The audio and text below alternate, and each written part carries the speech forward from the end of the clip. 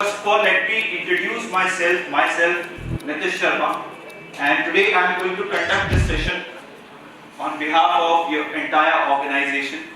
And definitely आज कुछ अच्छा करके जाएंगे। बहुत सारे लोग जब लंच कर रहे थे तो मुझे किसी ने बताया कि यहाँ पे बहुत लोगों ने लोन ले रखा है। ऐसा है क्या? मैं नीचे आ जाता हूँ एक बारी। हाँ जी, ऐसा है क्या? किसी ने लोन ले रखा है क्या? सब ले लिया। तो हाँ जी, आपने भी ले रखा है? दे रखा है। अच्छा, आपने ले रखा है। तो ये भी एक अच्छी बात है कि दे रखा है। सारे सब कमाई हो रही है, इससे अच्छी क्या चीज है? तो देखिए, मैं ये बात जानबूझ के इसलिए मैंने बोला ताकि आप लोगों के चेहरे पे स्माइल आए। कहते हैं कि देखिए, जब हंसी जो होती है ना वो आपके चेहरे पे रहती है, तो एक्सेप्टेंस का जो पार्ट होता है आपके दिल में रहता है कि आप हर चीज को एक्सेप्ट करेंगे। That is right sir. I thought you were telling के लोन कैसे ना चुकाएं और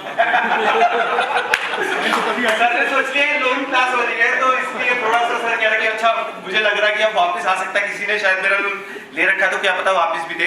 बट ऐसा ही सेड कि जब हम हंसते हैं, स्माइल करते हैं सर, सो वो बड़ा एक्सेप्टेंस हमारे अंदर आती है, and that acceptance we need to follow today. उस एक्सेप्टेंस को हम फॉलो करेंगे। आज का पूरा session with a great smile. मतलब अगर आप घर पे भी जाएं, आप सो रहे हो और आपको कोई जगाए तो इतना मुस्कुरा के उठिए, कहे अरे ये बंदा अभी भी हंस रहा है। सर ऐसी स्माइल रहनी चाहिए, मेरा ये मानना है, तभी आज कुछ हम अच्छा करके जाएंगे। राइट? ओके, सो मैं स्टेज पर आ जाता हूँ एक बारी। एंड आज का पूरा session with a great smile. मतलब अगर आप घर पे भी जाएं, आप सो रहे हो और आपको कोई जगाए तो इतना मुस्कुरा के उठिए, कहे अरे ये बंदा अभी भी हंस रहा है। सर ऐसी स्माइल रहनी चाहिए, मेरा ये मानना है, तभी आज कुछ हम अच्छा करके जाएंगे। राइट? ओके, सो मैं स्टेज पर आ जाता हूँ एक बारी। एग्रेशन दोनों टीमों को एक साथ दिखाना है, दोनों टीमों को एग्रेशन एक साथ दिखाना है। On my count 3, 2, 1 here we go.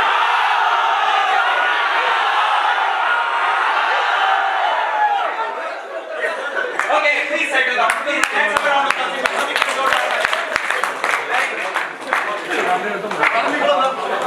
Okay, that's right. कि जिसका पूरे विश्व के अंदर अगर बैकग्राउंड देखा जाए तो सबसे खराब बैकग्राउंड रहा है। कोई बता सकता है प्लीज क्यों? कि मेरे पास ये माइक है, कोई बताएगा? जी सर। हाँ जी, प्लीज बताइए। वहाँ पे अर्थक्वेक ज्यादा आते हैं। अर्थक्वेक आते हैं, उसके अलावा एक और इंसिडेंट उनके साथ हुआ था, हिरोशिमा नागासाकी। उस पे एटम बम गिराया गया था, और किसने गिराया था? हाँ जी, यूएस ने, बिल्कुल यूएस ने गिराया था। एक बहुत अच्छी स्टोरी है, मैं आपको बताता हूँ। 1950 ध्यान रखिएगा, अगर आप लिख सकते हैं गूगल पे है, जहां मर्जी सर्च कर लीजिएगा, आपके ऊपर है। 1950 में जापान ने एक ऐसा कमिटमेंट किया, जब उनके पास एक्चुअली में ये एटम बम उनके ऊपर गिरा तो 5 साल हो गए थे लगभग।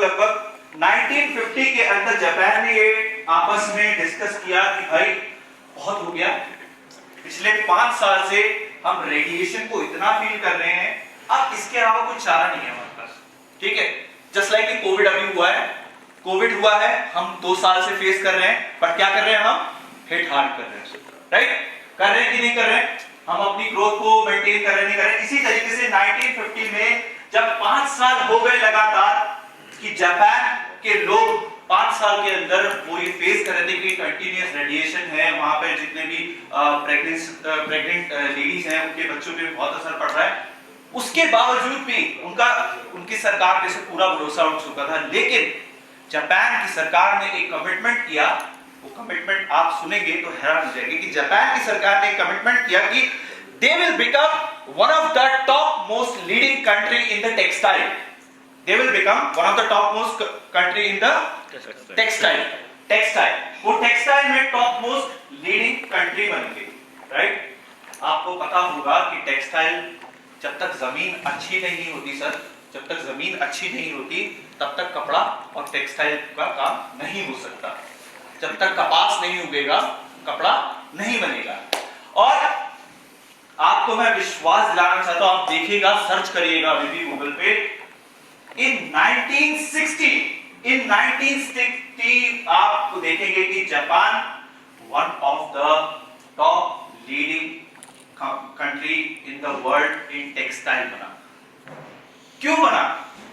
कमिटमेंट, शॉर्ट टर्म गोल्स और उनकी स्ट्रेंथ की वजह से। अब दूसरा इसी का एक और पार्ट है, वो पार्ट ये है, आपको सुनाऊंगा तो बहुत अच्छा लगेगा। जापान ने एक और कमिटमेंट किया कि they will become one of the top leading country in, हाँ जी किसी को पता है? इलेक्ट्रॉनिक्स। हाँ जी? Electronics. No no not IT, electronics. not electronic. They will become one of the top most leading country in steel.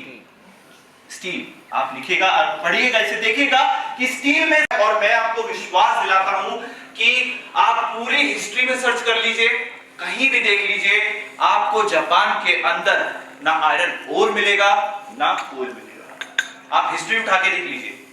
और with the year end of 1970, Japan become the leading country in the world जो steel को उत्पादन करती थी। How, कैसे manage किया? जिस देश में बॉम्ब, एटम बॉम्ब पड़ गया, 5 साल रेडिएशन फैल गया, बच्चे लोग मतलब बच्चों के साथ रेडिएशन हो रहे हैं, इतना ज्यादा क्रिटिकल है। और the final change in the history of Japan, the final change in the history of Japan is automobile sector, and that is कि जापान ने क्या दिया था कि in 1980 we will become one of the top most ever growing or evergreen country in automobile. So, कहना क्या चाहता हूं मैं इस चीज से, जरूर लिखेगा कि आपके शॉर्ट टर्म गोल्स आपको बहुत मैटर करते हैं सर।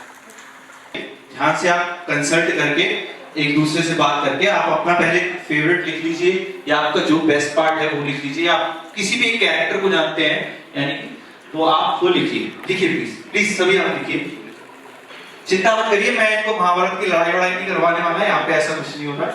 सो एक कैरेक्टर कोई भी अच्छा नहीं डिस्कस करना, डिस्कस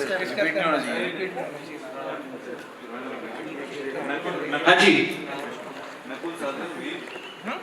कोई भी कैरेक्टर जो भी आपको अच्छे लगते हो, जो भी आपको लगता हो कि वाकई में हमारे को यही अच्छा लगता है कि यही हमारे बेस्ट कैरेक्टर हैं, तो वो लिख लेना चाहिए। कॉपी नहीं करना, सबको अलग लिखना है। हाँ जी, पहला सर लिख लिया आपने लिख लिया सर, आप पांडु। हाँ जी पांडु, ठीक है। आपका अर्जुन, ठीक है। नेक्स्ट भीष्म पितामह, आप सर कृष्ण, ओके। हाँ जी भीम। सो अर्जुन से हम क्या एक प्रेरणा स्रोत ले सकते हैं, या मतलब वो फोकस था अपने टारगेट के लिए, मतलब उसका जो भी टारगेट असाइन हुआ फोकस्ड रहता था। फोकस की हम बात कर रहे हैं। सबसे पहले देखिए, ये एक ना कैरेक्टर गाइड है, आपको बता रहा हूँ, आपको ऐसा जरूरी नहीं है कि मैं कहूँ कि महाभारत आप जाके पढ़िए, लेकिन इस कैरेक्टर गाइड को मैं यहाँ पे सॉल्व करना चाहता हूँ। एम, जिंदगी में एम बहुत बड़ी चीज है जो कि अर्जुन के पास था। हाँ जी, नेक्स्ट भीम, किसने बोला था? भीम आपने बोला था। तो कोई बताना चाहेगा कि भीम के पास क्या था सबसे ज्यादा? पावर, स्ट्रेंथ थी। तो आप जो है स्ट्रेंथ एम के बाद सबसे